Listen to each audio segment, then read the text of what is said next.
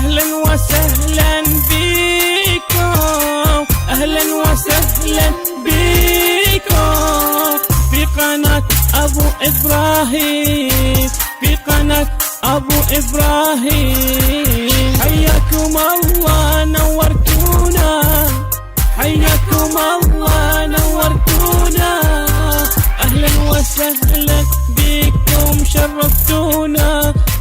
السلام عليكم ورحمة الله وبركاته. اليوم راح أقدم لكم شرح كيفية تنزيل ملفات صوتية أو مؤثرات صوتية من الإنترنت إلى مكتبة ماكسكرافت. خلونا نبدأ الشرح على بركة الله. مثل ما شايفين أمامكم على الشاشة، هذه مكتبة ماكسكرافت 8. المكتبة هذه توجد فيها 4 خيارات: الخيار الأول، الخيار الثاني، والخيار الثالث، والخيار الرابع.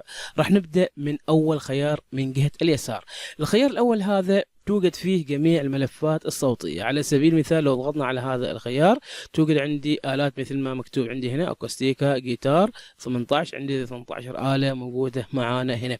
أحيانا تصير مشكلة عند بعض الأشخاص أن الملفات الصوتية هذه ما كلها تكون شغالة 100%. طيب إذا صارت عندك هذه المشكلة تجي لهذا الخيار الأول، تضغط على كليك يسار، راح تظهر لك جميع الملفات الصوتية هنا. بعد ما تظهر هذه الملفات الصوتية هنا مثل ما تكلمت، بعضها تكون شغالة والبعض ما يكون عندك شغال الملفات هذه. بكل سهولة قبل ما نبدأ أنت محتاج أنك تفعل الإنترنت. بدون الإنترنت أنت ما تقدر تشتغل على الملفات الصوتية اللي موجودة معك في هذه المكتبة. بعد ما تشغل الإنترنت تحدد من الكيبورد كنترول زائد حرف A بهذا الشكل. حددنا جميع الملفات الصوتية. بعدها نضغط كليك يمين ونضغط على هذا الخيار. طبعا الانترنت يكون شغال عندنا خلاص. اول ما تضغط على هذا الخيار هنا اوتوماتيكيا البرنامج يبدأ البحث بهذا الشكل من الاعلى الى الاسفل. وعلى سبيل المثال مثلا هذا الملف الصوتي ما موجود معاك، خلاص راح يعمل له تنزيل وهو ماشي بهذا الشكل. يعني جميع الملفات الصوتية اللي موجودة معاك اوتوماتيكيا راح ينزلها.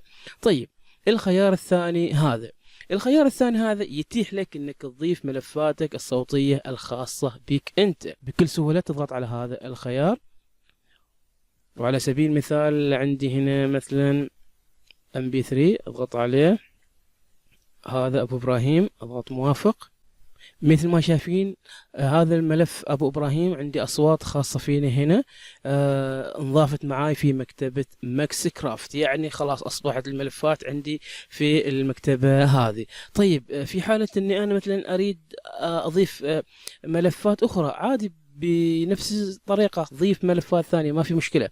طيب مثلا انا هذا الملف ما اريد يكون معاي، خلاص اريد احذف هذا الملف. بكل سهوله تضغط عليه كليك يمين، بعدها تضغط على هذا الخيار وراح تنحذف معاك الأصوات أو ينحذف معاك الملف الأساسي. نأتي إلى هذا الخيار مثل ما شايفين أمامكم على الشاشة. طبعا هنا عندي ملفات صوتية ظاهرة أمامكم على الشاشة.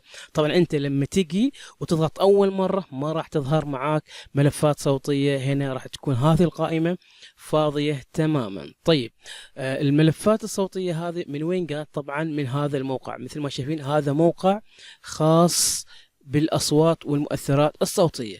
طيب لازم يكون الكمبيوتر أو الماكسكرافت موصول بالإنترنت. بدون الإنترنت ما تقدر تجيب هذه المؤثرات الصوتية أو الملفات الصوتية. طيب بعد ما اخترنا هذا الخيار طبعا أنت ما راح يظهر معك ولا ملف صوتي. وين تجي لهذا المستطيل تضغط كليك يسار، وخلينا مثلا نكتب بهذا الشكل واضغط على هذا الخيار هنا وانتظر قليلا. مثل ما شايفين ظهرت معاي ملفات او مؤثرات صوتية بهذا الشكل. على سبيل المثال انا اريد ملف صوتي معين، مثلا راح اختار ملف صوتي، نختار هذا مثلا B5، اضغط عليه كليك يسار هنا.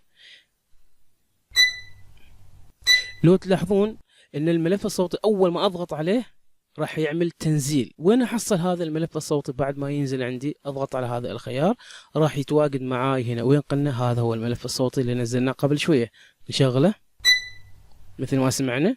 ايضا نفس الفكرة تماما. لو اريد انا البي 4 هذا اضغط عليه مثل ما شايفين يكتب لي التنزيل، يعني قال تنزل الملف الصوتي هذا، يعني اساسا الملف الصوتي هذا ما هو موجود معاي في البرنامج. فاول ما تضغط عليه هنا راح يتنزل معاك اوتوماتيكيا، راح يتحول معاك هنا. وين صار معانا؟ هذا هو وين صار معانا. نشغله. هل هو هذا؟ نعم بالفعل هذا هو الملف او هذا هو التأثير اللي نزلناه قبل شوية. بامكاني اكتب مثلا بهذا الشكل،